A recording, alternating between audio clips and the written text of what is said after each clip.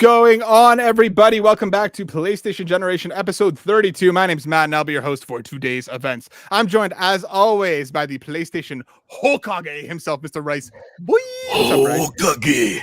I am doing well. Thank you so much for always just like introing us. So very very empowering and just for really taking the time to give us these nicknames that hold weight, that have meaning.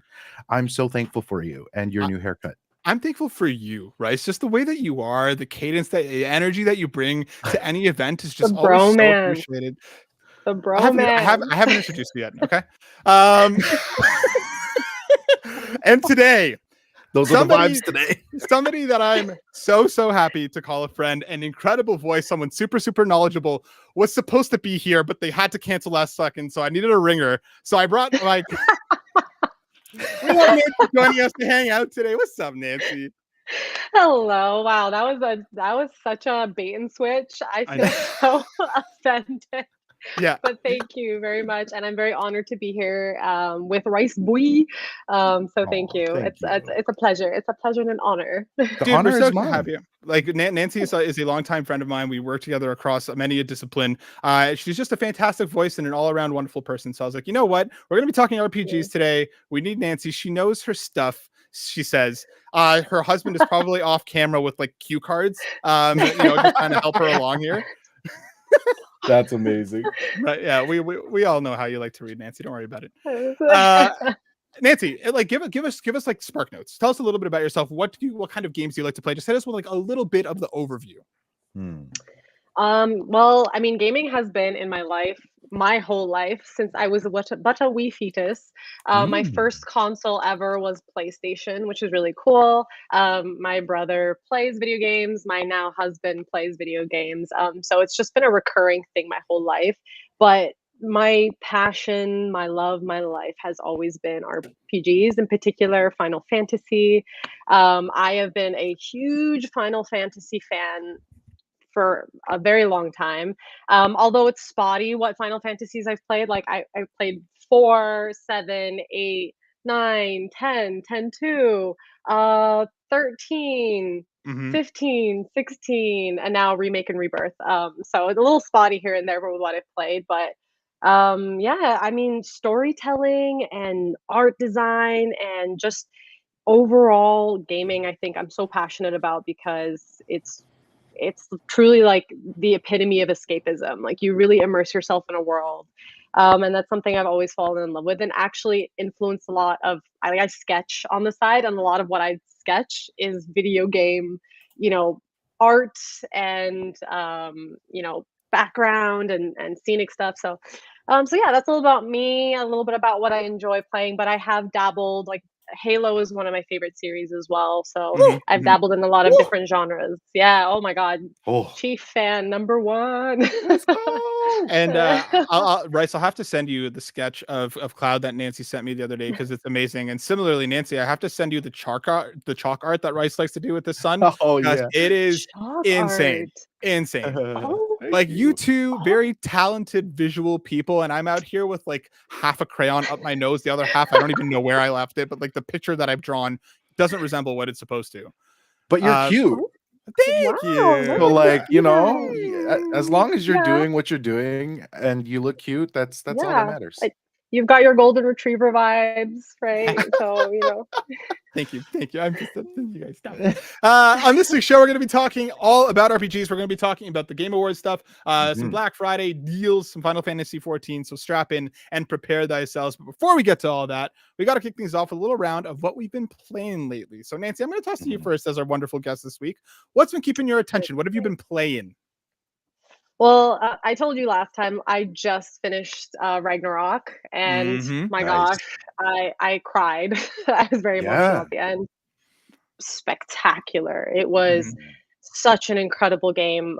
Definitely a lot more to do than God of War 4. So it really just opened up the world. And I also just love mythology. So She cut out for a sec. Okay. It's all good. We'll give her a sec to catch back up here. here. Like, and now we're good. You're back. She's kind of back. Nancy there? Am I there? Am I there? Am I back? You're back. You're back. Okay, great. What did you guys hear? God of War expansive, much bigger than the previous one. Yeah. And Yeah. then Yeah. Yeah. Yeah. you love And mythology. then Heard that too. yes, Love Mythology was great. Finished that, and I was actually gonna do a second playthrough of Baldur's Gate 3, but then my husband convinced me, was like, listen, you've already spent half your existence on this game. Just jump into a different world. So I just started Hogwarts Legacy. I'm like 10 Mm, hours in. I'm very, very fresh though. So that's what's been keeping my attention. I have a little gripe with it right now. I feel like it's a little janky, but I feel like take it with a grain of salt because I just started it. And I think Mhm. whenever you just start a game and you're getting used to the mechanics, it's always going to feel a little janky. So that's I, where I'm at I'm right now. intrigued though. What is the gripe? It's also spoken like a true RPG player to be like, I'm just 10 hours in. Like I'm an entire game length into this game, but Small, I'm small. early hours. You know, Yeah, just early wee hours. It's the combat style, to be honest. Like, look, at the end of the day, I recognize right? we're wizards, right? Where it's Yes, not like from God of War or like an sure. actual action-packed game. But Mhm. I did find it a bit janky with the combat style, and because I'm only about 10 hours in, you haven't had that much combat. But I just felt a little off-putting. Like I was even just tweaking the sensitivity of the camera, and I was like, Right. "Is it that? Like, what's going on with this?" So that's my slight little gripe. But I think maybe once I've played through another 50 hours or so, then Fair. I think it should be okay. But for now, the combat style is a little iffy for me. Right. Fair. All right. Well, I'm glad that those have been keeping your attention. You've been enjoying them. Rice, my dude. What about you? What you been playing, big boy? Yeah, so as I've continued to play zombies on Black Ops, I Mm, in my off time, or rather that is my off time and my more kind of focused game time, I'm working through Black Myth Wukong. nice. And Ooh. there are bits of it that I feel like I breeze through. Hmm. And then, some bosses I do really struggle against. And so it's an up and down experience. Mm. But I'm really enjoying. I love a good action game, and I so that's my I heard it's a little RPG. buggy. I heard the A game's little a little bit. buggy. Was that fixed? Since I've played, I've only experienced a couple things. So I haven't had a terrible experience with bugs. The terrible really comes when it's my 70th try, and I haven't gone to the bathroom or eaten once. But you know what Um, though, and tell me if I'm off base here, Rice. But I mhm, feel like there's a certain level of lock in where like yeah, you have to pee, like yeah, you need a drink, but yep, you zone in You're like so hard that like all your body's almost like fueling you to you're like beat it. leaning yes, forward. Yeah, You lean forward to absolutely, you're play. locked in, and you're like, if I pee, I'm not gonna win. I have to yes. hold it to be able to get through this fight.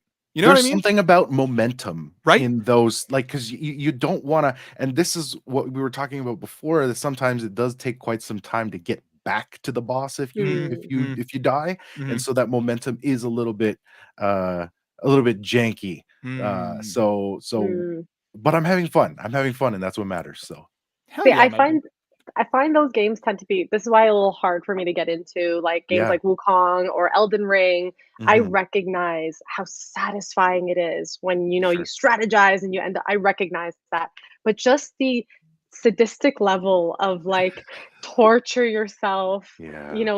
my husband beat it, and I watched him play it, and beautiful, like, beautiful looking game. Yeah, But totally. I would hear him, like, wanna, like, whip his, like, like, "Oh my god," like, I'd hear him fighting these bosses, and he's like, "Oh my goodness," and I'm like I mean, a lot more profanities are thrown around, but I don't know if we can throw that around here, so Throw him. Oh, but, let it fly.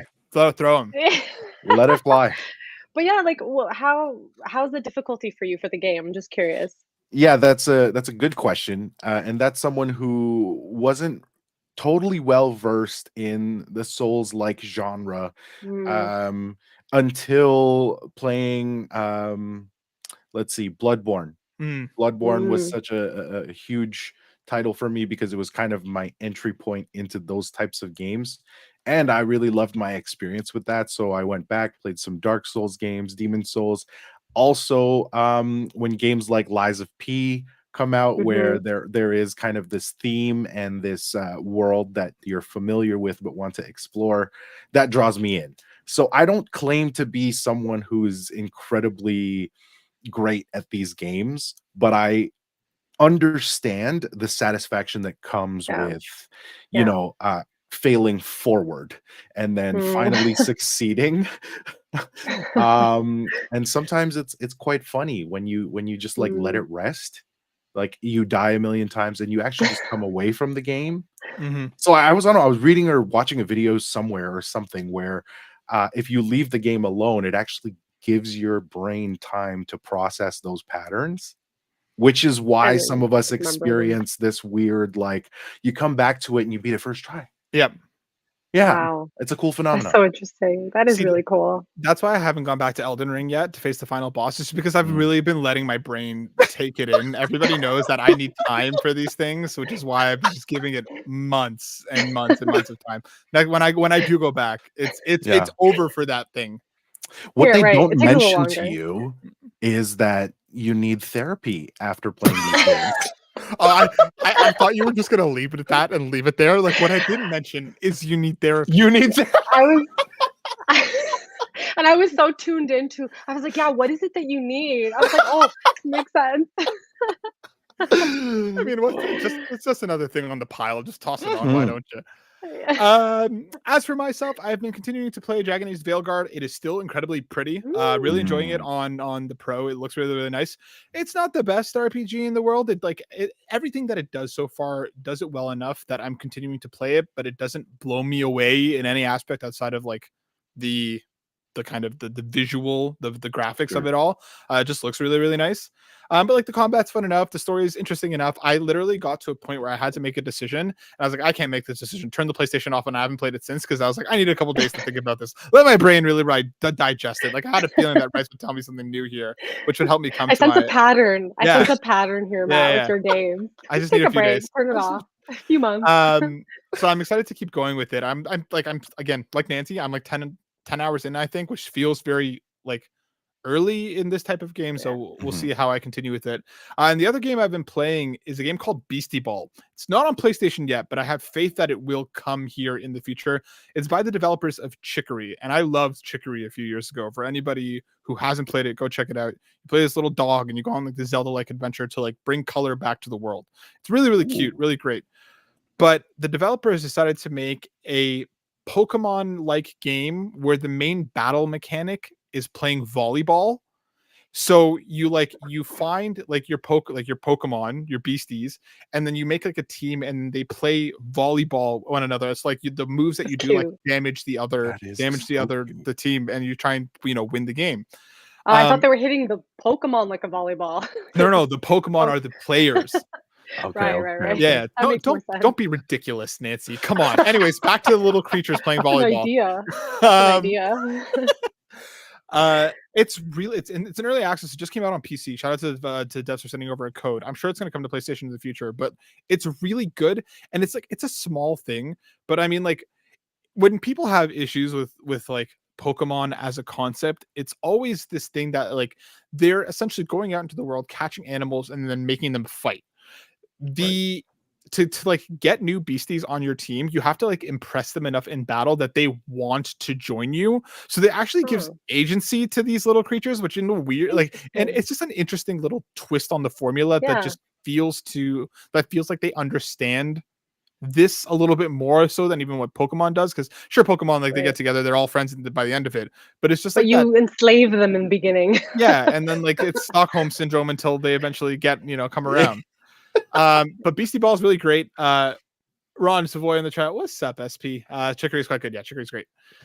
Beastie Ball rocks though. I'm really enjoying it so far. Gonna keep going with it. Again, for any of you PC boys or anybody that's on Steam Deck, runs fantastic. Really, really well with your time so far. Excited to keep going with it. I'll have a review on the site soon.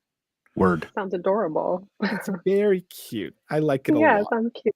I like it a lot. All right, folks, let's hit some news before we get into the main topic. Let's roll through these. And I'm going to kick things off with an article coming from VGC, written by Jordan Midler. Final Fantasy 14 Mobile announced. FF14 Mobile is being developed by the team behind PUBG Mobile. Announced by producer Naoki Yoshida. The game is being developed by Tencent-owned Lightspeed Studios. They developed PUBG Mobile. So they're bringing Final Fantasy 14 to mobile, as if people didn't already like spend so much time on this game. Now you're gonna have it on your phone. It's from what I can tell, it's kind of like a retelling of the base, ARR for anybody who gets nasty with the Final Fantasy 14. Like the base game. I don't think there's any expansions in this just yet. I'm sure those will come in time. But like they're essentially rebuilding the game to some effect on mobile. I wish Denny was here because I wanted to talk to him about this because he's a huge Final Fantasy 14 player. I've been making my way through Final Fantasy 14. I really love the game. Unless they really like simplify the combat, I can't imagine playing this on my phone. Yeah. Yeah. I'm just so curious to know what the download size is for this. Like these mobile games are getting huge and like you can't even how much capacity are you gonna have to download a game like this? Can't even take a photo. It's probably gonna be chunky. Like I applaud them. Obviously, like I'm sure this is going to be massive. I have no doubt in my mind that this is going to be huge. But like Rice, we've spoken at length about mobile games and the Destiny mobile game and anything. Would this do anything to bring you to Final Fantasy 14 that the main game has not, or is it just a lack of interest? I don't know that it's either. It's the division in my mind of form factor, I suppose. I do a lot of my gaming, on my setup, and my mobile device is its function is really to look at my emails, porn, exactly, the Abella dangers, of mobile. and truly, like I use my phone to edit. It's a lot of my short form content I'll use my phone to edit, and so that's what I'm using it for. So mobile games are not necessarily something that I'm fishing for, even asking for. That said, Final Fantasy, that on its own kind of like warrants someone who knows these games to try. And so I will definitely be installing, and we'll see how it goes, how it plays, and if it catches me, you know me with Destiny 2, and it's game over. Dragon's Dogma 2. The Dragon's Dogma 2. Like, man, yeah, it's that's why therapy is good. Anthony, as a Final Fantasy aficionado, you haven't messed with 14, right? No. Is this enough to draw you in? Would you be willing to check it out on your phone? Because I've actually I know it's a bit different, but I've actually played. I have Final Fantasy IV on my phone, and I've actually played that version. Like I remember I was on like a business trip, and I was on the plane, and I was playing it, and I thought it was a really fun way to pass time. Albeit though, oh my god, the mechanics of Final Fantasy IV are brutal. Like way back, PlayStation 1, right? So I mean, I wouldn't be against it, but similar to what Rice mentioned, I kind of have that disassociation with my mobile phone and my console gaming. Like I feel like there's almost like a ritual when I play like a video game. Like I'll finish work, phones on the side, and now I'm just like I have the console, and now I'm just kind of escape into that world for a bit. You grab the Gojo body pillow, sit down with it. I'll go with them, and like that's a great night, So Absolutely. I'm similar. I don't think I would say no to it. I think I would definitely have to clear up storage on my phone to support it. And who knows? It'd be one of those things like don't knock it till you try it. And I think it would be a good way because I've heard so many good things about Final Fantasy 14, and I think that would be an accessible way to sort of draw me in to that story. And sometimes I like if they've changed the mobile version to be a little bit less expansive than the original, it might be a bit of an easier playthrough because it's not as long. So that actually might be interesting.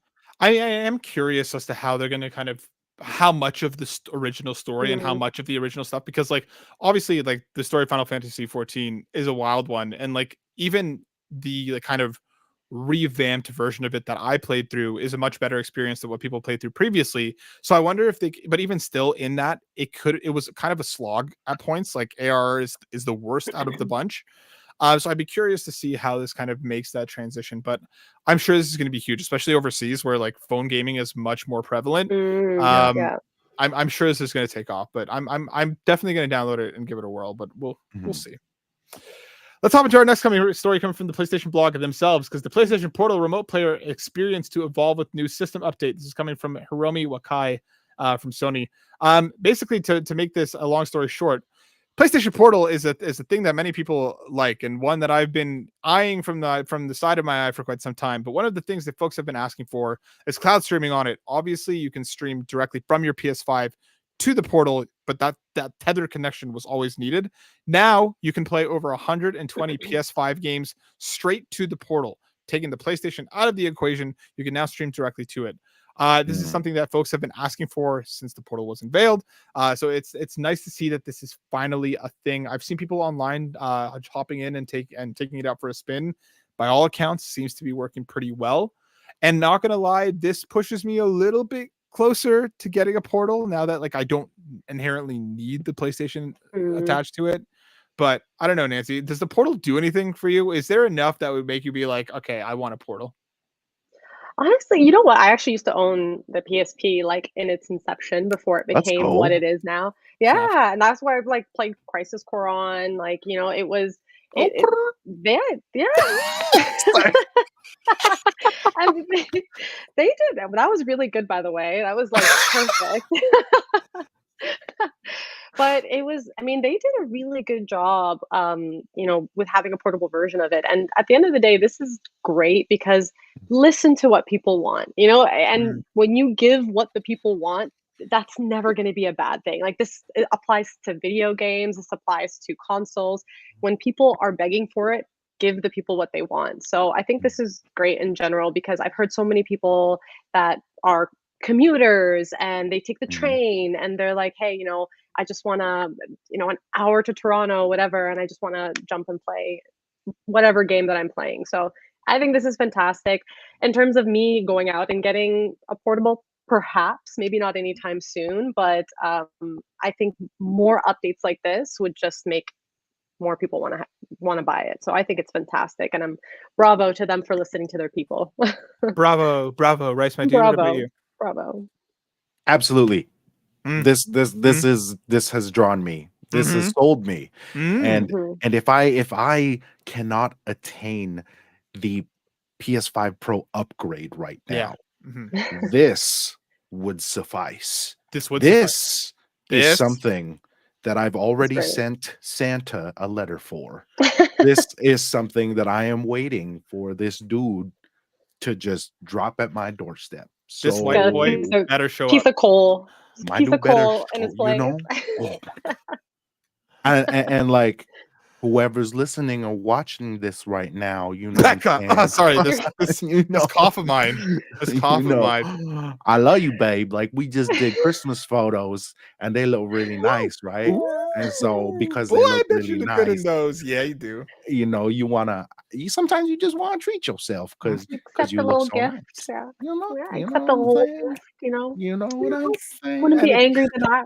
It's like, you know, and Christmas is right there. Your birthday is right there. And everyone benefits. Everyone does. Becca, I benefit. Son, Nancy benefits. I even benefit. We all benefit. Yeah. Listen, this is all your positive. Happiness is our happiness. Yep. This right here is how we spread love, Becca. This is how we spread love. It's already working. This is what community is about. Matt is such a good influence on my spending habits. I am such a good influence and not at all like a runaway train when it comes to finances. So don't worry about it. Becca, listen. I know I spoke to you like last month about the PS5 Pro. And I understand that that's a big ask. I understand that that's an expensive one. Yeah. But the Portal, fraction of the cost. It'll do great things. Some would say it's basically free when you compare it to a Pro. So you know what? Don't even think about it. True. If you are comparing it to the Pro, yes, absolutely. Yeah. So just and it's likely going to end up in your hands because it's the handheld. Look at you. You'll be gaming in bed, like, and you love puzzle games. You love she all those does. games. She does. And you will benefit. Think about all the puzzles she could do from the comfort of her own bed. Wow. And Becca, you're so lucky to have us.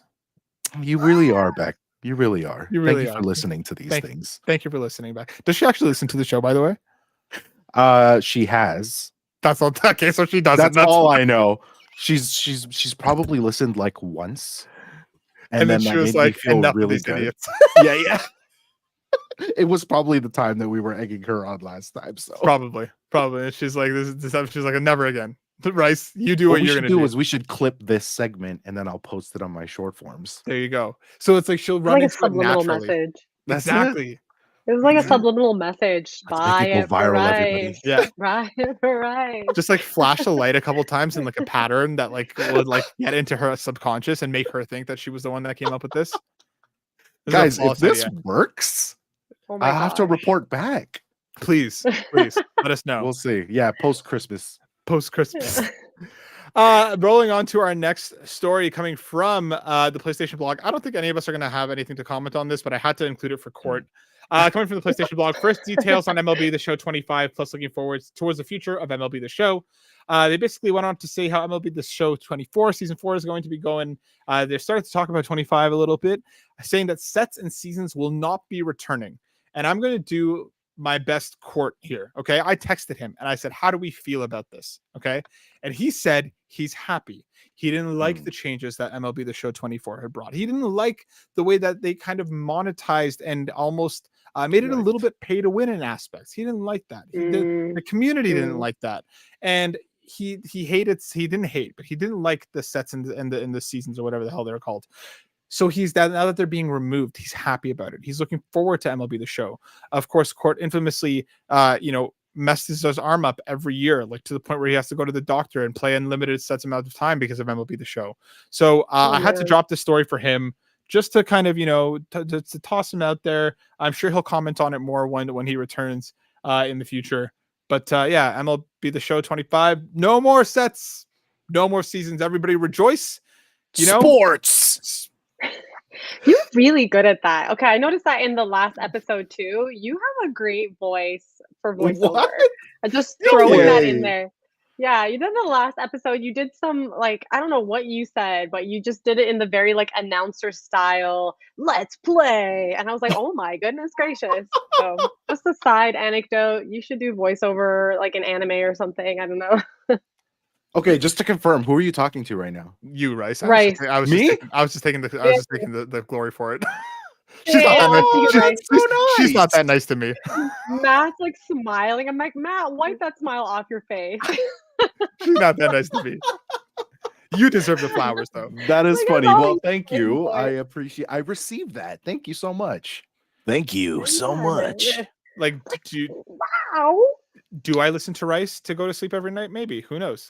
He's your white noise. He's my white noise.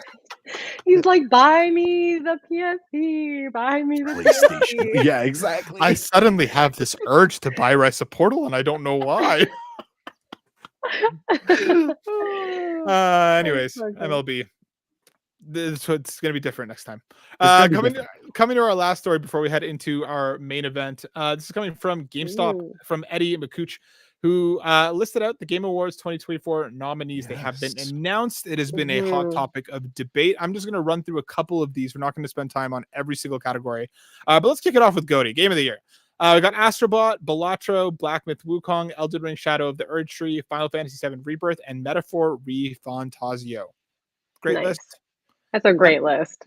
Happy with this list outside of a couple indie games like 1000X Resist and Tactical Breach Wizards that deserve noms and that deserve to be on this list in some way, shape, or form that weren't. But I'm pretty happy with this. Nancy, who from this list, what would your personal pick be versus what do you think is going to win? Well, I'm very obviously biased. I think Final Fantasy Rebirth is going to win because it was just extraordinary for fans and non-fans alike. So that's a personal opinion, but in terms objectively speaking, I'll be honest, I think it might be Elden Ring just because the score, the visuals was just so stunning.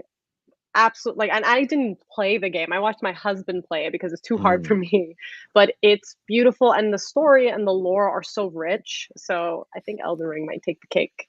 I'm really curious if they're gonna have the balls to give it to Elden Ring just because it's the expansion, and this is like a hotly Mm. contested thing online on Very controversial. whether it This is deserves to true. be on here just because it's the expansion. So people are Yeah. like, you need the base game to be able to You need experience the this. You game. can't do it without Yeah. it. So I don't know, Rice. Where are you at on this? What do you think? Here's the thing. Tell me the thing. I would love for Astrobot to win because So cute. all like it gave us something new as Mhm. PlayStation players. It gave us an experience that isn't offered anywhere else, especially if we're talking about a controller, and how you interact with the game in that way. I mean, Court and I are always kind of harping on family-friendly games. This is something that is for everybody, and I think this team of developers is super talented and deserve that praise. Mhm. Mm. Um, Unfortunately, I do think that Elden Ring has a huge shot at this, despite the discourse and what people have argued against or for. Um, Mm. it's just something that people are still talking about and Yep. really, Mhm. really hyped for.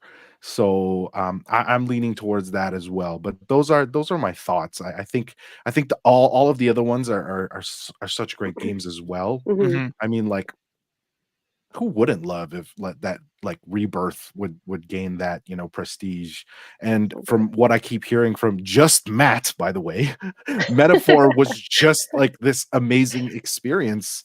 Yeah. And that's what people are saying across the board. So all of these games deserve some sort Deserve. of spotlight. Yeah. Yeah. Agreed. I'm with you. I would love Astrobot or Metaphor to take it. I think Astrobot genuinely, I think it's the dark horse in this race, but I genuinely think Mhm. it has a chance just because like in this like wealth of other ultra difficult, like more dark, Yeah. more dour experiences, and that's across the board to some extent. Astrobot is just such a shining beacon of fun. It is such a Mhm. capital V, capital G video game. Yes. It's just so wonderful in everything that it is. So I think it winning would just kind of be like a sign to developers worldwide, be like, have fun with your games. Not everything has to be Yeah. this grim, dark, you So know, true. 80-hour experience. Again, I would love a Metaphor one. I think Rebirth, I think it's going to be a battle between Elden Ring and Rebirth at the end of the day. I think I'm with you, Mm. Rice. I wouldn't be surprised if Elden Ring won, and I think it's just gonna come down to what the judging panel Sure. decides on Mm. whether it deserves to be in or not. Keely's already obviously made his thing. He Mhm. said it's good, it's there. I wonder if that's indicative of the way voting is gonna go Right. or what's gonna happen here. I think, Mm. and like me being brutally honest, I think Black Myth Wukong is the only game on here that I would Wouldn't have rather replaced with something a little more deserving in my experience. I think Mm. Black Myth, it's a great game. I right. Mhm. don't think it's game of the year quality, and that's Mm. my just opinion. I think that's fair. Yeah. That's fair. Yeah. Yeah. I Well, mean, yeah, it's gorgeous, but I also did hear that in some cases the bugginess was so bad it almost made the game unplayable. So I think that's also just setting a precedent too. Like, I mean, this is a completely off topic thing, but just completedness of games I think mm, is a weird shift right now in current gaming industry. Sure. So while it's a beautiful, incredible game and very interesting in terms of going into like Chinese history and like, Yeah. mythology, which I think was so great, but just completedness. When you have mhm, a game that just seems somewhat incomplete, like Cyberpunk was like this, right? Like mm. it just, I don't know, it knocks you down a peg a little bit. That won't give you game of the year. So that's my little hot Right. take on that. Yeah. I know it just won at the Golden Joysticks today. But I don't know. We'll see what happens because that one is a fan Mm, voted game. Game direction is it's literally the same thing. We're gonna blow past that one. Best adaptation. It's gonna be Arcane or Fallout between Yeah. Knuckles, Like a Dragon, Yakuza, and Tomb Raider. I hope it's yeah, Arcane. I know as many people that loved Fallout, it didn't click with me. Arcane is just like heat. really. It's just constant heat. Yeah, Arcane is just Yeah, it's too good, man. yeah. I actually just watched Fallout. Funny enough, I just finished it. But I do agree with you. As fantastic as Fallout was, Arcane was spectacular. Agreed. It hit on all the heartstrings. It does inclusivity in such an integrated way that it's Mhm. just like you're rooting for these characters, and it's just the plot, everything stunning, stunning. So Like, let alone the I think animation. Arcane. Just Yeah. the animation is just insane. I'm not ready for my heart to be broken this Saturday for those final 3 episodes. I'm not prepared, but we'll see what happens. And the Yeah, fact the that voice like acting is great.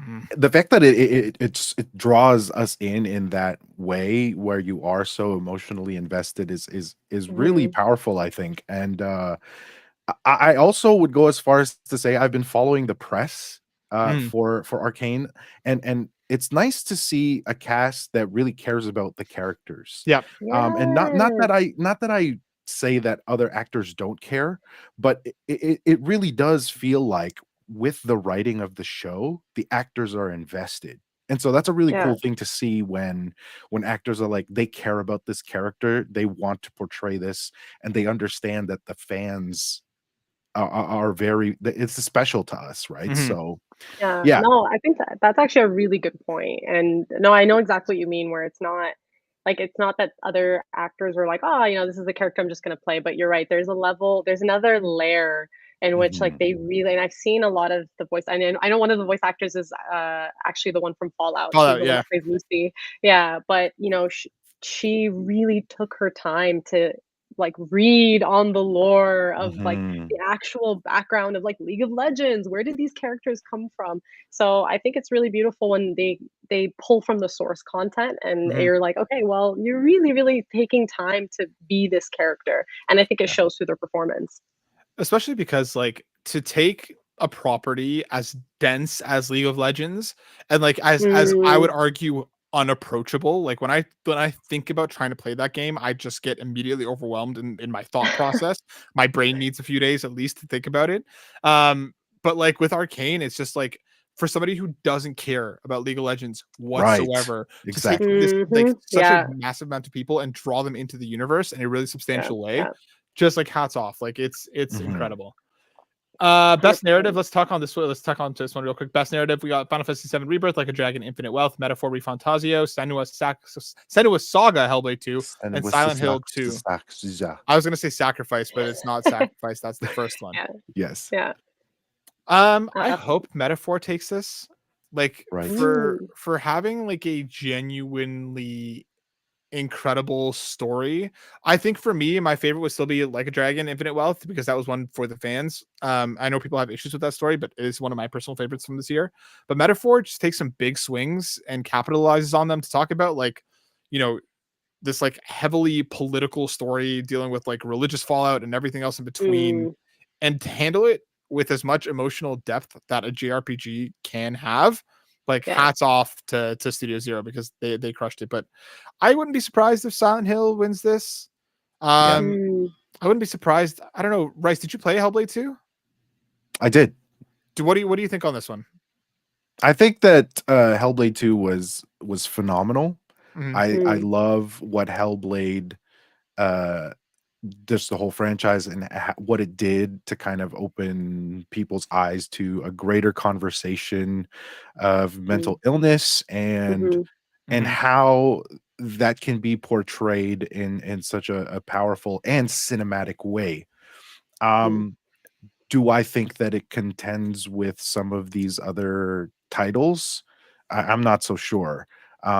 The while Hellblade was incredibly cinematic, like I say, I did feel that was more like a guided, kind of like a guided cinematic storytelling rather than heavy on gameplay mechanics, Mhm.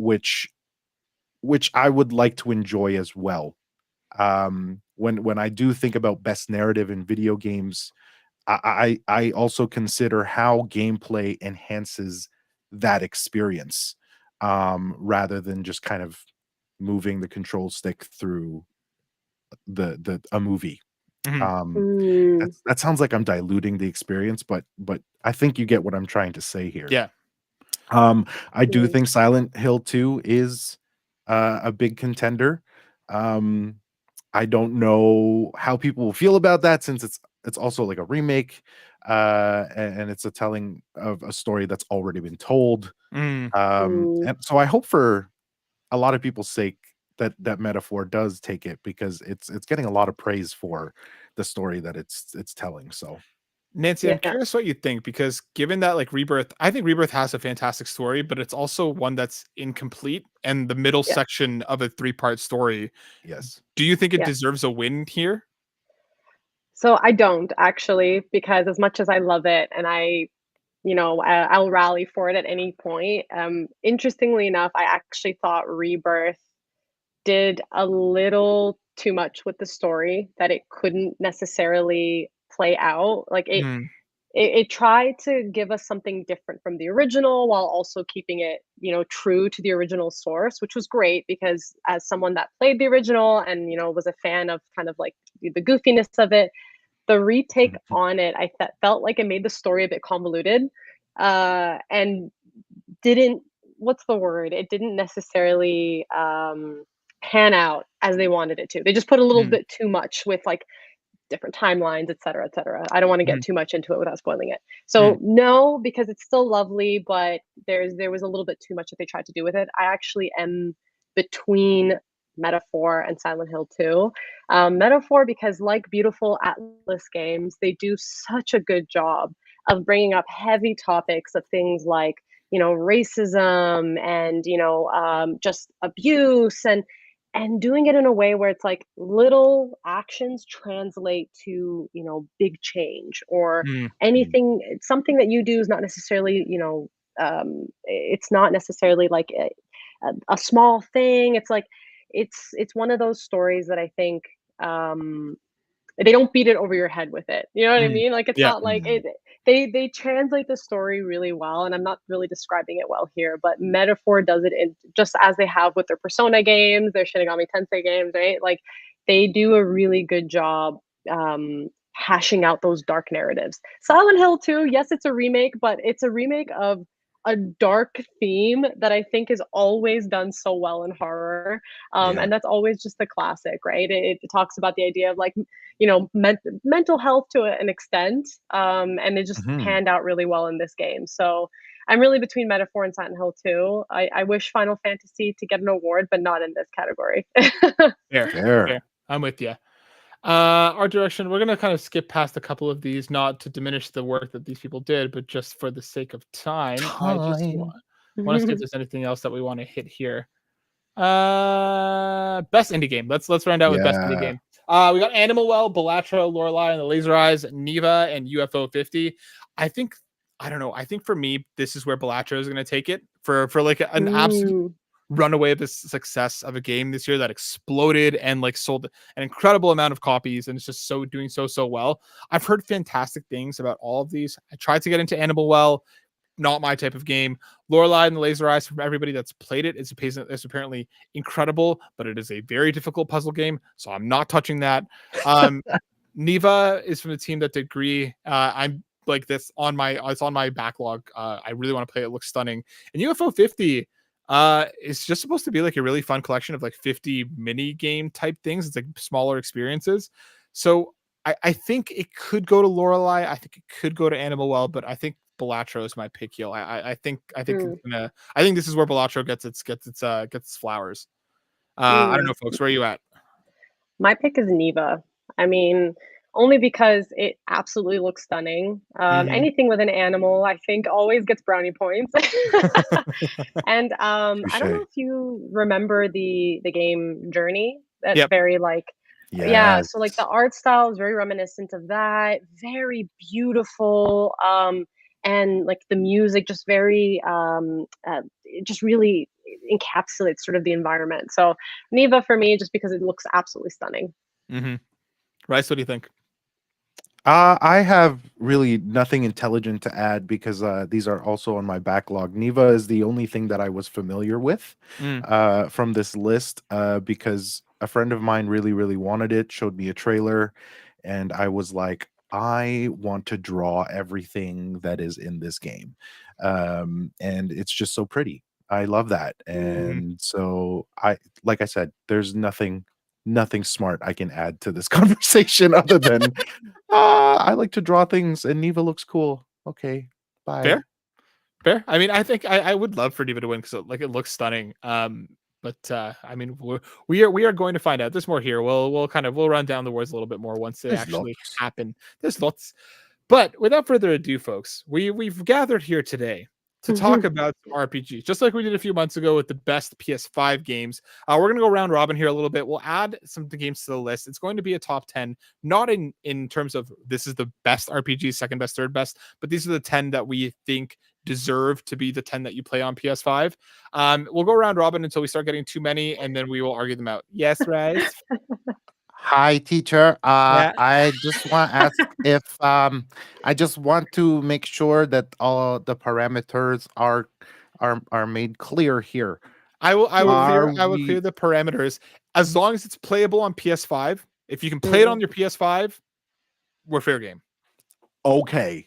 Cool. So it doesn't have to be like a PS5 first experience. We're just saying these are the 10 best RPGs that you can play on your PS5.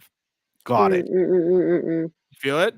You feel I feel you. it. You feel me. Okay, Nancy, let's start with you. So I'm gonna share the screen here. Nancy, hit us with the first game that you think deserves to be on this list. Baldur's Gate 3. 332. 322. Okay, why? Oh my gosh. Okay. Well, for one, it's super accessible to those that have never ever played D&D games before, like myself. And the characters, the story are so rich, and Asterion. I just wanted to put you on the spot. This is like 100% a lock for me too. It was on my personal list. Like one of the best games that has ever came out. It's probably a top 5 of all time for me. It's just brilliant. Yeah. So great. Asterion in itself is a reason. And I don't want to hear, Matt, that you kicked him out of your party. I don't want to hear that at all. He tried to drink my blood early on in the game. I He's didn't a like that. So vampire. I put okay, but I felt threatened. My safety felt unsafe. Okay. Survival first. Survival first. I kicked his ass out. Did I regret it? Maybe. But I made the decision that I made and I rolled with it. Okay. I'm not saying my playthrough was perfect. But yeah, with him out of your party, it could never be a perfect playthrough. I made pancakes with it. Baldur's Gate 3, I think 100% is going to end up having staying power on this list. Rice, hit me with your first game. Dragon's Dogma 2. Let's go. This actually, my reasoning for this is quite the opposite. Is this game does not hold your hand at all. And if you're not familiar with the Dragon's Dogma experience, which that was me when I played this game, it really did kind of flex on this idea of exploration and not knowing what was next. So it did kind of feel sort of like D&D-esque in a more kind of action style adventure, and there's so much to do, and it also uses fast travel in a pretty cool way. You're not just using it so flippantly. You have to manage your resources in order to get to different places. So while you can resource farm, I think that it was a game that you do have to sink hours into and explore and do all of the things. So well said. I love that game. Well said. This game got me this year too. It's like for a game that I had no hype on and then I ended up spending way too much time with. It's a blast. Yeah, I think for my first one, let's toss on Persona 5 Royal. Let's just everybody knows I'm going to put Persona on this. You were going to say it anyway. Everybody knows that this was coming for me. This is not a surprise. One of I think the best RPGs of all time. Matthew in the chat, Dragon's Dogma 2 on sale right now. Perfect way to go play that. I mean, go check it out. But Persona 5 Royal, I was thinking, I was like, do I put 3 Reload? Do I put something else? But Persona 5 Royal, I think, is still so good. One of the best and the most accessible ways to play a game like this, for your like Pokemon like elements with the shadows to like the social sim aspect of it, to the dungeons, everything about Persona 5 Royal. It just, especially with that extra semester, everything hits on full, completely fires on all cylinders here. I think it's one of the best games ever, and I think it's if this somehow comes off the list, I will quit the show. Nancy, give me the next game. I totally second that though. Persona 5 Royal is fantastic. Next game would be, I guess we'll do, because I have two Final Fantasies, but we'll start with remake, Final Fantasy 7 remake. And why? Because similar to what I said before, whether you are not a fan or a fan, I think remake is such a great way to introduce you to the Final Fantasy world. Just the updated battle mechanics. I felt like, the story kind of played out like an anime. Like there was like a cheesiness to it, but it was so wholesome. It was so cute. And it was so fun. I mean, even the side quests, like sometimes they could be a bit silly, but there was some really good side quests that tied into the whole story. So I loved finding cats. Yeah, me too.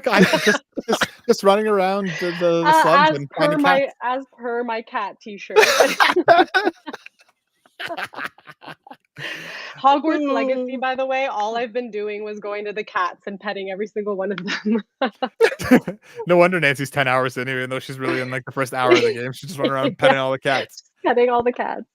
Yeah, remake's awesome. I'm curious to see how this list shakes out on that, just because I'm curious to see how we kind of stack it up against Rebirth. But we'll find out. Bryce, my dude, hit me with your next game. Okay, I don't know how people will feel about this, but this is something that I thoroughly enjoyed, especially once it did come to consoles and the experience was refined a little bit more. Is Cyberpunk 2077, and really just the replayability as well. Like sometimes I'll play a game like this, I'll only play the one class and maybe explore the others through a YouTube channel or watch someone else play. But this is one game that I genuinely wanted to do the story again because of the different things that you could kind of go through as the different classes. And the anime that came out of this was absolutely brilliant. Oh my god, and it was canon with the oh my goodness, I just absolutely, we're always talking about being emotionally drawn into things, and Cyberpunk did that for me. Especially because I've heard just how fantastic the added expansion was and all the updates that they made to the game. I liked this game even in its broken ass janky state when it first came out. I haven't gone back to it since, for too long. But I'm with you. This one's one of the greats. And Keanu Reeves is in it, so Oh, and easy. And Idris Elba. When we talk about the expansion, I have to sit on a towel every time I play. just frothing. Oh my god. Frothing, no way you said that. I'm putting metaphor on the list. Of course. Again, one of the greats, talking about a game that's again sold super well. Persona 5 Royal kind of really like led the way for this, and I think this will lead the way for Persona 6. But just to take the Persona formula and make it into something new while still feeling recognizable, tackling the story with like a lot of depth and a lot of nuance. It's fantastic. It's just real good. I'm going to be fighting for that game tooth and nail here, I feel like, but we're going to roll through it. Nancy, give me your next one. I have another Final Fantasy 16. It's great. Also another very accessible Final Fantasy game. It's just so much fun. Voice actors are fantastic. I love that they brought it back to like a medieval style world, and a very unique concept with the summons, like the icons and the dominance. I think that was, I feel like it's been a while since a concept like that has been done in Final Fantasy, if at all. So, and it's a fun combat style. Honestly, some people had their gripes about it because they're like, it's too oversimplified. But I think, just for something to kind of really immerse yourself into and just kind of not even think about, I think it's a fun fighting style. I'm with you. I think this game is a ton of fun. I think the fights are huge. I'm curious to see if this will live. We'll find out. Fair enough. Bryce, give me your next one. Well, I'm just gonna throw stuff at the wall and see if it sticks here. Horizon Forbidden West. And this game, I think, was great because if you enjoy kind of the open world experience, there's enough to do, and it's very, very beautiful, and it kind of shows off what the hardware can do. And I don't know. A lot of people take issue with Aloy and her development through story, but I dove in. I really dove in. This game kind of like drew me because the different different tribes and factions and groups that you meet, their ideals, and how they would interact in this era of the world was just super interesting to me. So yeah, this one wins for me. That means it's getting kicked off, guys. Matt's already going, nope. Listen, Horizon's fantastic. It's a great game. Yes, of course, but it's a top 10. We have to. I understand. We'll see. Yeah. I'm gonna lobby for this one too right now, just because I feel like I just want to see it on the list before I don't know if it's gonna live. But Yakuza Like a Dragon, I battled very much in my own mind between Like a Dragon and Infinite Wealth. While I prefer Infinite Wealth, I think Like a Dragon is a bit of a tighter experience. The fact that it took Yakuza and made it something brand new and turning it into a turn-based RPG when it was like an action an action brawler before that. Adding a new protagonist, going from literally an April Fool's Day joke to end up being an actual game. It's just incredible. I love this game so much. So I'm going to put it on here. I don't know if it's going to last because I don't know if either one of you will have enough staying power to help me argue through it. But we're going to find out. Nancy, give me the next one. I was going to say that for Yakuza Like a Dragon. I appreciate it, though. I've watched my husband play it, and I have to say it is the most funniest yet endearing game you could have all combined in one. And I don't know how they managed to do it so well. Like, it's kind of bizarre, so it's good. Last one, and I'm going to say this objectively only because it took the world by storm, and I'm going to add in Hogwarts Legacy. I'm still early, but I would hear people tell me I'm not a gamer, but Hogwarts Legacy got me into gaming. And I think that is quite incredible for a game to do. Yeah. And honestly, starting it off is fun. It's just fun. Like, I mean, getting to pick your house, getting to customize your wand, it's just, there's a level of just excitement, if you loved the books and, excluding J.K. Rowling, but just separating those entities. But as a game in itself, it really took the world by storm, and I can appreciate that. I think this game really just shows the power of IP and like this like lived-in fantasy that people have had about this, like creating your own wizard and going to Hogwarts. It's such like a quintessential, I think, childhood experience for a lot of people in our age group and in much older Nancy's case. I just feel like this was such like a fundamental thing that people latched onto. So I feel like this is like the power of IP speaking to the amount of people that played this game, because the sales numbers are ridiculous. The numbers don't lie. Matt, I'm gonna put a curse on you, I swear. It's funny because I'm older than her, but she is known as the elder. Rice, he said he wasn't gonna be nice to you, which is fair. I wasn't either, so I gotta take what you dish out. You gotta take what you dish out. Fair enough. This is fair. Listen, for the first couple of years of 9 Nice friendship, I was nothing but a kind, caring soul. I was always so nice to her. Always. Anybody can attest to that. And just it starts to pile up and the dam breaks and things just flow out. You know what I mean? Interesting. Okay, what don't Bryce, we do you have another game for me? I do have another game. Now this one is the one that I wasn't sure about because it's actually a game that was from previous generations, and but I spent countless hours on this because of side quests. The main quest was really, really awesome, and the characters were really cool. And that's The Witcher 3: A Wild Hunt. And the fact that people are still playing this game kind of speaks to its prestige. I know I gave you Cyberpunk, same peoples. I guess I really like their games. So okay. So let me ask you this, Rice, as the submitter of this, we have our 10 now, and now comes the battle to keep these on the list. Do you feel The Witcher 3 deserves a spot on the list over another game? And if so, which game would you take off to put that on? And now the debates begin. Oh man, I do have something that I would take off. Tell me. And oh, my friend, I don't want to break your heart. Tell me. This is the first time we've not you. Okay, we're fine. I knew it. He's gonna say Final Fantasy 16. No, not at all. I was actually gonna say Hogwarts. It's fair. and I don't want to spoil the experience for you, but the thing is, I did have gripes as well, which is why I was curious. Right Mm, now, all of the things that you okay. said, by the way, I felt too. Mm, I I loved that kind of whimsical entry into this world that we had all yeah. kind of invested into as we were growing up, and that was amazing.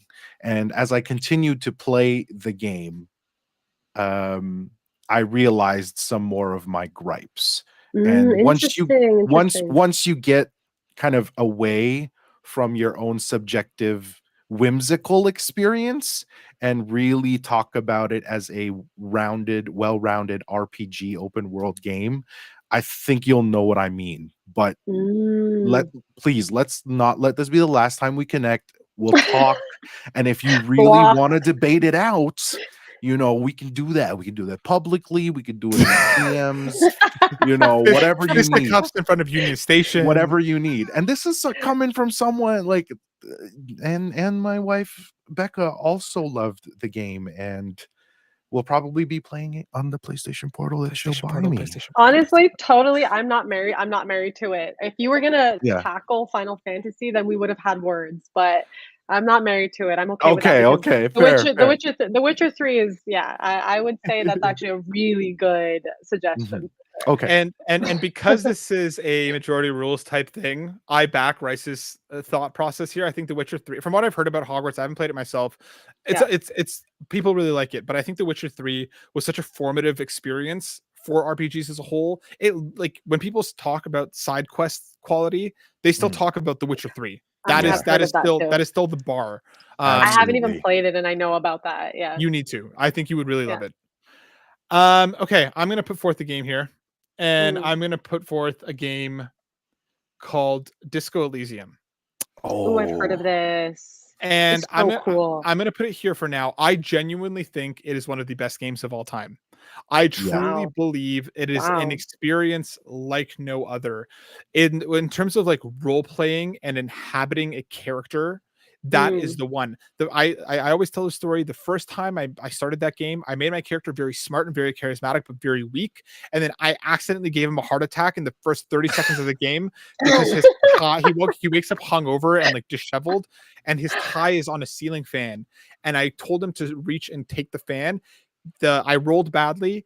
The fan hit his hand, gave him a heart attack, and he died. And I had to restart the entire game in the first 30 seconds because I should have turned the fan off first. You You can are go selling us this game. you can go full on into like the communist manifesto and become like a complete communist and argue with things. You can do things with violence. You can do things with the amount of freedom and openness that game awards you to tackle things. I am not the type of player that likes to play these types of RPGs, but Disco Elysium had me completely in, which is why I'm going to lobby for it to replace Horizon Forbidden West on this list. Mm. Oh, And You know what? interesting. I'm putting this forward. This is a group decision, the majority Mhm, rules mhm. here, but I think Horizon Forbidden West is a great game. I think as an RPG, I always kind of don't think about it as an RPG just because it feels so much more like an action game first. Disco Elysium is a fucking RPG, man, and Yeah. there's nothing like it. Mm, So I interesting. actually have no pushback. Because here's why I'm not pushing back. Because the people who have spoken about Disco Elysium are Yeah. exactly blowing their load like Matt. Yeah. Like Had it's to say it's it. I had it's Fort crazy. Town. I mean, look, 93%. Like, come on, Yeah. like these ratings don't lie. And people like have recommended me this game over and over and over and over again. Yeah. And I keep Yeah. telling them that I'm gonna play it on stream, but I keep not doing that.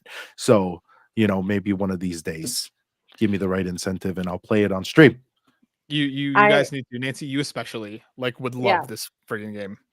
Yeah, no, I would actually back that as well because I have heard unbelievable things. I also heard that the main voice actor, like the narrator, is just incredible. Mhm. Mm, But yeah, the art style just it's very unique as well. And I've always loved noir style detective games. There was Mhm. a game that I played, it was like an indie game called Backbone, I think a couple of years ago, and it was like a noir style Is that the one with the game set. raccoon?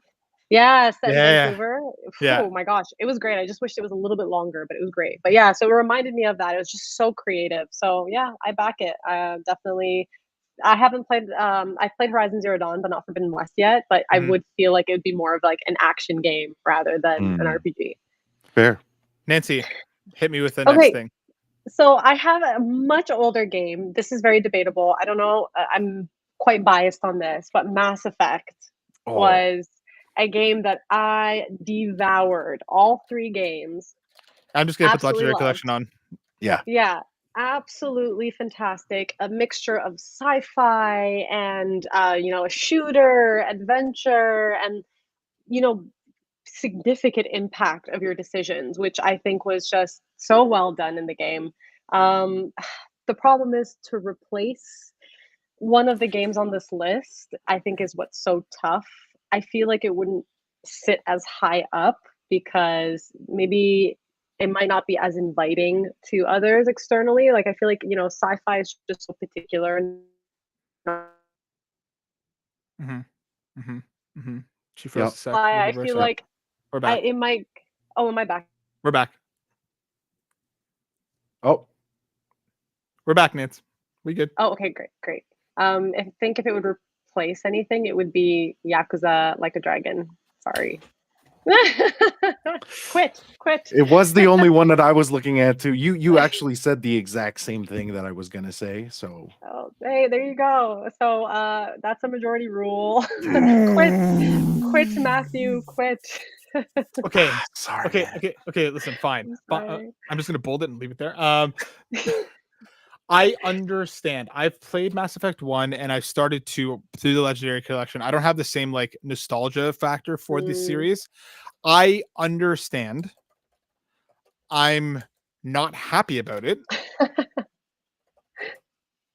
but I understand. I especially Yep. because you both fucking made the wrong decision here, but this is not a personal list, this is a cumulative list. Yep. Which is why I'm gonna continue this podcast by myself. Rice and Nancy suddenly just lost connection. They're both not here anymore. I'm finishing this list by myself. You kicked out. You kicked. Oh Yeah. man, I have no idea what you're talking about. Okay, fine. Sabotage Nancy's internet. Yeah, I'm sending assassins. Rice, give me another game if you have one. If not, we can keep Oh, rolling. But if you have more, hit me with it. brother. I have games, but I Tell don't me. know that they can knock Then anything off Mm. we here can or toss that them I into would honorable mentions. honorable mentions. Okay, yeah. I think an honorable mention for me because I've played the games is Octopath Traveler. Both one Ah, and two yeah. because I don't know if we talk about this enough, but I don't know that I've talked about this enough, but I love video game music. Mm-hmm. Mm. One of my Mhm. creative endeavors over the years that I have yet to like really lean into is doing covers of video game music. And That is Octopath so cool. Traveler really, Wow. really drew me in as a musician. And Wow. I found myself playing along. Like I would be on the menu screen and took my guitar out and started jamming with it. And so That's that really was a big part cool. of my gaming experience with Octopath. And Jaden Rose says, "Me too, Rice. Me too. Jaden's gotcha. Absolutely." And it was just good. It was just good. Sorry, what'd you say, Matt? No, I loved the first one. Mhm. Like despite my issues with it, kind of like all feeling tied together as like a complete like Sure. sum of its parts. I love the individual stories. The second one I've heard is a fantastic, incredible experience, and it's on my Mhm. backlog. It's one of the ones that like Mhm. I need to go to.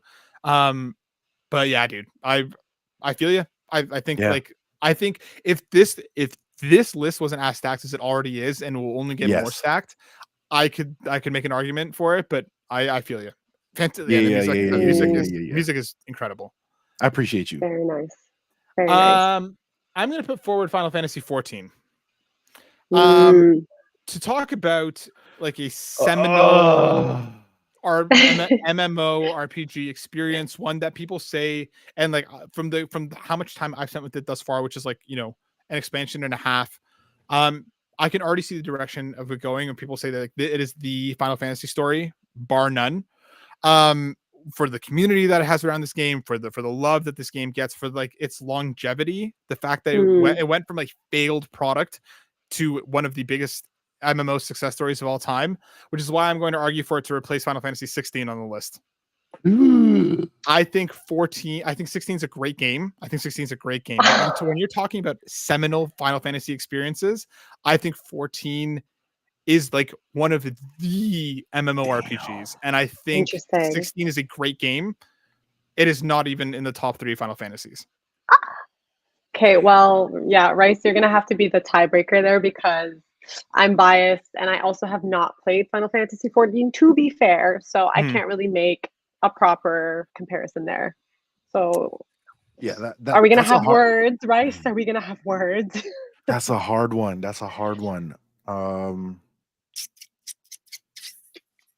And chat, feel free to chime in as well if we're split here. But I think 14 has a much and will continue to have a much heavier legacy than 16 will. You had an argument earlier, Matt, about like the RPG-ness of the game, and I'm so sorry, but yeah, it does trump Final Fantasy 16 for me because it does offer that experience that I'm expecting when to play an RPG game. 16 kind of leaned a little bit different, too actiony a little bit. Matthew in the chat, both 14 and 16 are both better than 15. I agree. I like 15 more than most people do, but I think really like 15 too. Are better than 15. I do think both 14 and 16 are better than 15, sorry. But I think 14 is just like a seminal experience that like people need to play. Yeah. See, if this was a top 20 list, it would still be up there. Yeah, no, don't. We're friends. We just met. This cannot. Never judge on first impressions because I make bad first impressions. No, you don't. You make wonderful first impressions. Totally fair. And to be honest, for that argument, though, I will likely try out then Final Fantasy 14 mobile version because of that. Because that's very interesting. I'll have to definitely check that out. It's worth the experience at the very least. I do have another honorable mention. Tell me. For the sake of time, it's going to be very debatable because this is such an old game, but I'm going to use your platform to beg Square Enix to please make a remake of this game, Chrono Trigger. Oh my God. My respect for you is like way up. When you said, Rice, how much you like love music of games, and that literally popped into my head, and I was like, Chrono Trigger is so fantastic. And in every aspect. I mean, the art style, of course, we can't forget, based off Dragon Ball Z art. Let's go. The music, the story. Please, Square Enix, if you are watching this, please make a remake because it is probably a game changer. It was actually very influential in my life. Absolutely love it. So I know. But I had to use your platform to talk about this. So, but throwing that out there. I got so excited about the mention that I forgot we were talking about PlayStation 5. I know, and I was very well aware that it was a PlayStation 2 game, but I had to mention it. That was bold. I just had to. So there was a single criteria, a single one, just one, and it was ignored. It's fine. That's what you get for inviting me on. You knew the risks. You knew it. I'm gonna lobby a few more here, just for the sake of time. Tales of Arise, I think, is an incredible experience. I think it's one of the best. I think in this list it'd be hard to argue for it to have a spot here. I think similarly the Trails games, Daybreak is an incredible experience. I don't think I can stand enough to argue with either one of you to put it on here proper. Is there anything left here? Sea of Stars. Sea of Stars is another one that I was going to include here. Here's one that I'm going to argue for. I'm going to argue for Rebirth over Remake on this list. I think that Rebirth is just takes what Remake is and blows it up, adds a whole world around it, like just makes it into a bigger and more meaningful experience. Messier, I will agree, but I think Rebirth is just incredible. And I think if we're talking about a list, it's tough for me because like two holes. You know what? I'm gonna cheat a little bit. I'm No. just gonna put them together. Yeah, Because see, I agree with that because I actually do agree with you. Only reason I said remake over rebirth is I was looking at like if somebody wants to get into an yeah, RPG, then they'd have to play the first Sure. game to play the second. So that was like Final Fantasy VII to introduce you, beat remake and get into rebirth. So I would agree with you Yeah. there. But yes, I appreciate that you're cheating and you're adding both. yeah.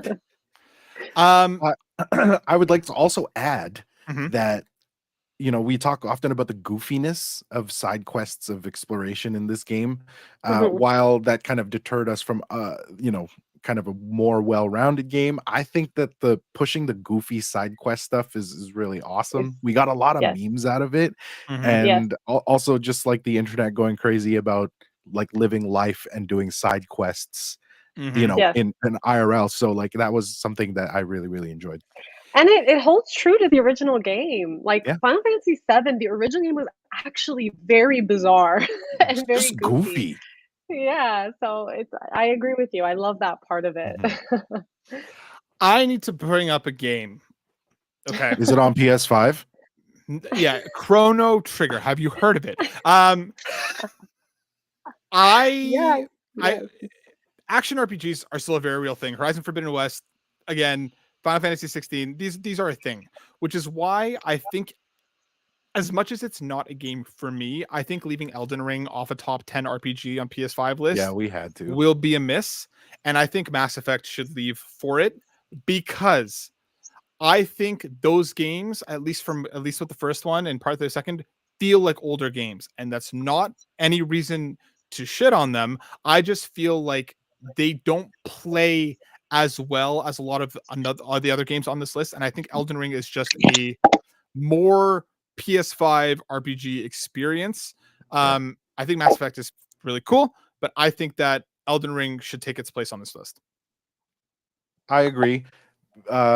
Because like I could have very well been like, hey, let's put Skyrim on there. Mhm. People are gonna be playing this for the rest of at least until the earth blows up. Yep. So, 10 years. yeah, exactly. And then they're still selling it, and people who have bought it 10 times have bought it again. So Mhm. yeah, we're suckers for fan service. Mhm.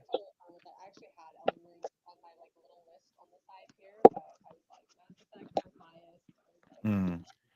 Nancy, can you try and change your audio input? Something just changed and it's a lot harder to hear you. Okay, sorry. Yeah, Okay. You should just be able to change, because before I think you were using your laptop speaker and it was coming through a lot clearer. So just try changing it on the bottom for your audio settings. I'm pretty happy with this list. Mhm. I don't think so. Again, I'm not 100% happy with this fucking list because it's not on goddamn more. But I think that is there anything that we're missing? Not that would supersede any of these. Yeah. I'm okay with this. Yeah. Yeah. Okay. Yeah, because a lot of these other games would just fall under the either backlog or honorable mention. Mhm. Yeah. Let us know, chat. Let us know what you think, folks, in the comments. Let us know. I'm happy with this. I think that this is a pretty well-rounded list of different types of some action RPGs, some turn-based stuff, some strategy, some like real heavy role-playing stuff. I'm all right with this. Yeah. Souls-like shooters. Yeah. Mhm. Well done, folks. It's very diverse. Well Very done. diverse. Let's round out with a couple questions from the wonderful community. Jaden Rose writes in saying, "Heyo, I hope you guys have been safe and well. You too, my friend. What would be your top 3 quintessential RPGs for someone who has never played an RPG? Like, what do people just have to play?" So Mm. let's each give a game that somebody is not well versed with RPGs that you think they should be playing. I can start with Persona 5 Royal, and I genuinely believe that I feel like some of the other games that we talked about, being set in fantasy or sci-fi, can be a more difficult experience to wade into if you're not fans of the genre. I think Persona 5 Royal, taking place in modern day Tokyo, taking a story that feels very real world and kind of adding on the RPG-ness on top of it. I feel like it's just a front-to-back incredible experience, and adding that life sim on top of the dungeons, I think breaks up the flow of the game a little bit more.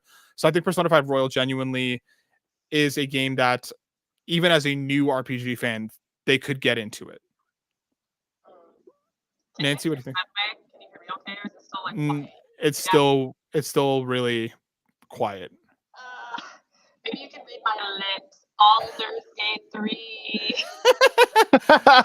Baldur's Gate 3, I agree with you though. You mentioned earlier that, you know, for fans that, for people who aren't even into D&D that much, it's an experience that they can hop into and check out.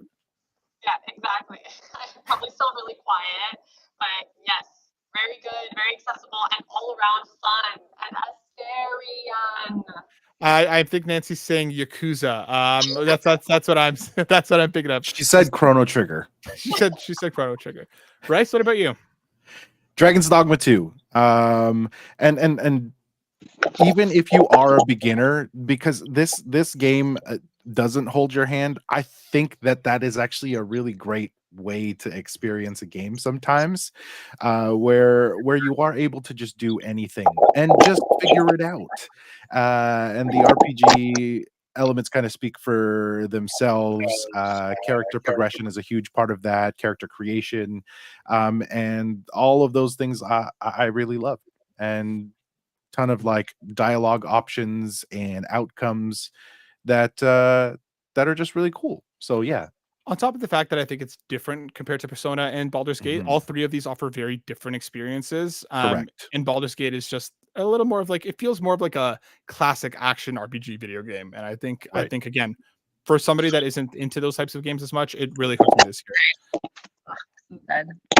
Okay, it's okay. Edward Varnell at the Boss Rush Network writes in saying his submissions would be Dragon Age Veilguard. I didn't mention it because I'm not far into it enough yet to be able to definitively put it on this list or not. Final Fantasy VII Rebirth, Octopath Traveler 2, Final Fantasy 16, Like a Dragon Infinite Wealth, my guy, and Disco Elysium. Hell yeah. My question for you all is, why haven't Sony revisited their own RPG titles like Beyond or Wild Arms? Wow. And here to just say, when does Sony's interest in the genre shift? Also, do you think Sony needs like an RPG? Does Sony need something like a Fire Emblem, Paper Mario, or some kind of first-party RPG, and not games with RPG mechanics and elements? I never played Beyond or Wild Arms. I think Wild Arms is one that I know people have a lot of reverence for, and that I think could be successful if it were to come back in this day and age, especially if they kind of redid it. But I think Sony's really good at identifying like what games they're good at making at and what games other companies are good at making at. So like taking your Atlas, taking your Square Enixes and having those exist on your platform. I just don't think they feel the need to make their own. You know what I mean? Like, I feel like they're good with their cinematic like their cinematic story experiences. And I think them trying to wade into it would just prove to be difficult, because especially I don't think they have a studio well suited to handle it. I don't know, Rice. What do you think? I'd be inclined to agree, because the PlayStation kind of exclusive AAA experience, I think that's something that they have put a lot of resources towards and have succeeded in. And like you say, there are other platforms that perhaps highlight this experience that we're talking about. And Sony perhaps doesn't even really feel the need to be in that same space. So I would agree. Hell yeah. Nancy, if we could try and hear you.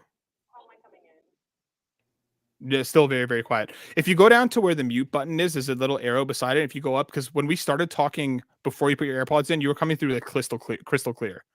Crystal clear, bro.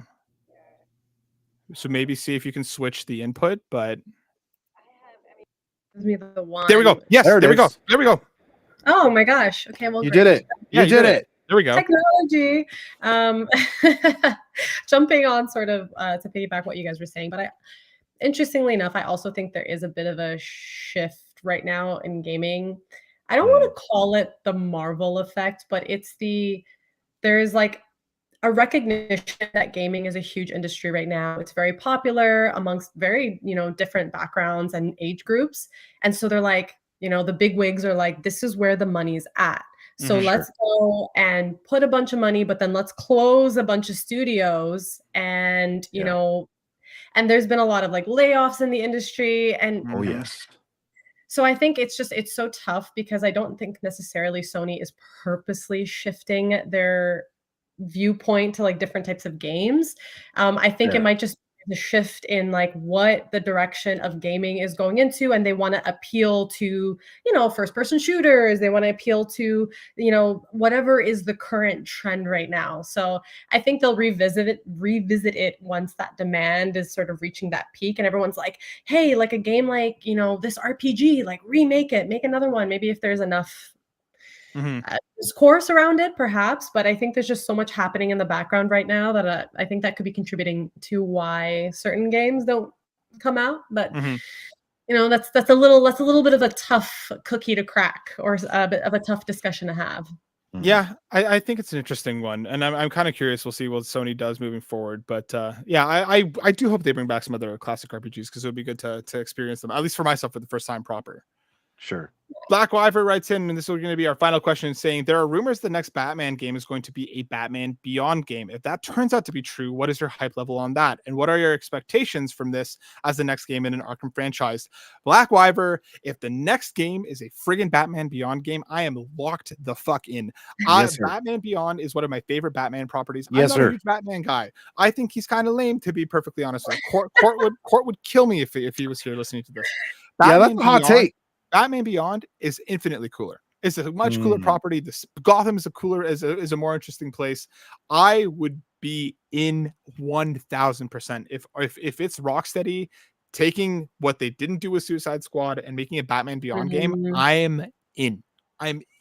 Like locked the hell in. I mean, even Shadow City on VR right now is doing pretty well, is it not? Yeah. The new Batman one is supposed to be great on VR. I'm probably gonna try and buy it. Yeah. I mean, I feel like Batman games honestly have a really good track record. So I feel like they're doing pretty well from what I saw. So I feel like having another one, as long as it keeps that, good quality.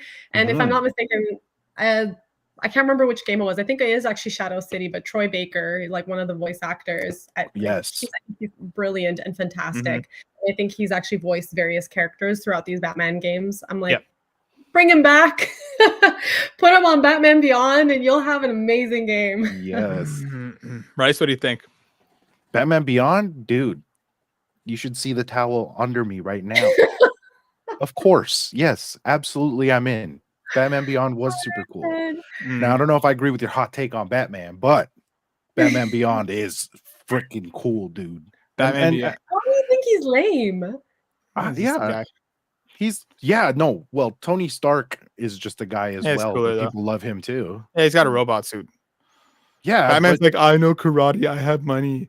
Yes, but Batman, he's really intelligent. Batman refuses therapy, bro. And beats people up. Listen, if I was figuring out the puzzles in the last movie faster than Batman was, when he's like, bird, what could this be? A flightless bird. Do I have any villains that might be synonymous with the flightless bird? The pigeon? No. The ostrich? The penguin? Like, come on, man. My parents are dead. Yeah. Martha.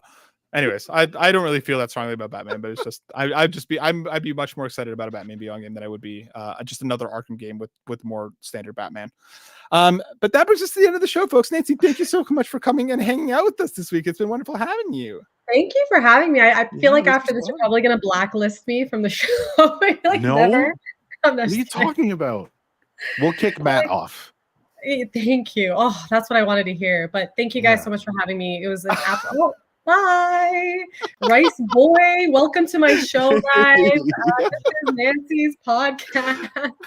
No, but thank you guys so much. It was actually such a delight to chat with you guys about RPGs. I definitely got to try out a lot that was on the list because they sound incredible. But Disco Elysium is probably in the top tier there. So thanks, guys. You absolutely need to. And shout out to Nancy. You might see her on one of the Uber Eats ads floating around the internet because that's really cool. Bryce, my dude, where can people find you? Listen, go to my link tree /Rice BOYYY TV. Tomorrow I will be streaming on the Minnow channel on Twitch, so you can follow that link tree /We Are Minnow. That's MYNNO. We'll be raising some money for our annual Christmas party where we do give back to the community, just to help offset some costs to throw this big party for our community, to celebrate safe, brave spaces, diverse communities, and places for people to just be themselves in gaming. Hell yeah. Make sure you go check out Rice over on Minnow tomorrow, and then donate to a fantastic cause. As for myself, you can find me over here each and every week doing this good old PlayStation generation. You can find my words at consolecreatures and butweiler.net. We will be back next week. Thank you so much for watching. Stay safe, be well. To all the American folks, happy Thanksgiving. We'll see you next week. Thanksgiving. Bye.